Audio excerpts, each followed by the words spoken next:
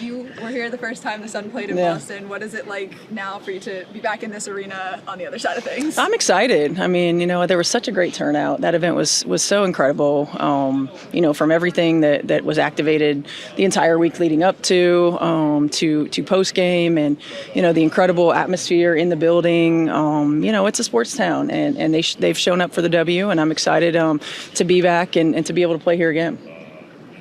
Has Aaliyah brought up anything? I know it was the Aaliyah Boston day, like being able to see her kind of in that element, her being kind of back in her home state, anything along those lines that she's been able to talk about? She hasn't really brought anything up, but it was really cool, yesterday. They honored her, and of course the legacy that she has in this city, and the impact that she's made on young girls and boys, and her ability to lead on the floor and off the floor, and impact community. And you see that in who she is as a person, who she is as a human being. Obviously the investment in the NWSL as well. She's a giver. And she's a leader, and it was really incredible the way that they honored her yesterday, and we were happy that we were able to be a part of it. You guys sold out this game last year. You're going to sell out, it'll likely sell out again this year. Yeah.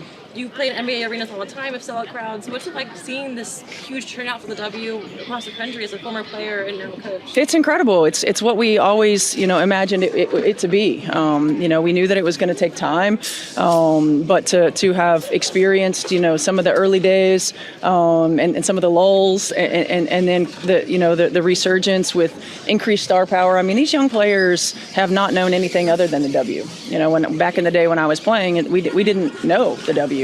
And so to see it grow, and to see them be able to live out their dreams, and to see the fans come out and continue to support, and finally the crossover with college fans coming to the W, it's what we knew it always could be, should be, and would eventually become. I'm not going to name names, but a player earlier mentioned that she thinks there might be a player from the Sun mentioned she thinks there might be as many Caitlin Clark fans in here as there are, fans rooting for the home team. Are you expecting that the crowd might be rooting for you again, like they were last year? I don't know. I mean, I don't really have any expectations of that. I'm just, as a basketball person, just excited that families and young girls and young boys and communities are exposed to the W that might not get exposed otherwise. I'm excited that, folks that might have to drive, whether it's to Connecticut or fly to Indiana or come to DC or New York or wherever it might be, get to experience it in their home city, or at least closer to their home city. And so I love what we've done in the preseason in taking the W to other communities, and the exposure that it gives our players, the exposure that it gives young people and community in general. So I don't know. I'm just happy that there's going to be a sellout and lots of people in the building.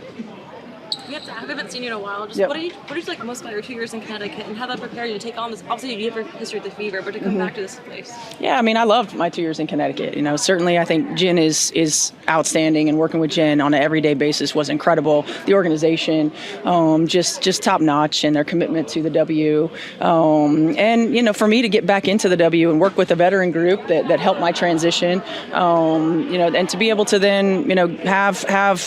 I don't know if confidence is the right word, but just a good sense and feel of how, because the W was different in the 6 years that I was gone. It's changed a lot. To have a good sense of what it's like, and the influx of talent, the different ways that teams are playing, to get familiar again. Certainly being a part of a veteran team here in Connecticut was helpful to me for that. And of course fortunate to be able to bring our staff with me to Indiana, and hopefully we can impact our franchise in some of the same ways. And I'm sure you saw the reports prior to the season starting with them. Well, he can try kind of looking into their future investment in the franchise. Just what are your thoughts on that? Obviously, they haven't announced their plans yet, but what's your thoughts when you hear that they're looking into their investment? I think it's important. The league is different. And what's required is different. And they were, the Mohican tribe was on the forefront of what needed to be done, right? And everything is changing. And so being able to not just keep up, but have the foresight to see what's coming. I think it's important to evaluate, important to recognize, what you're able to do to position the franchise for future success.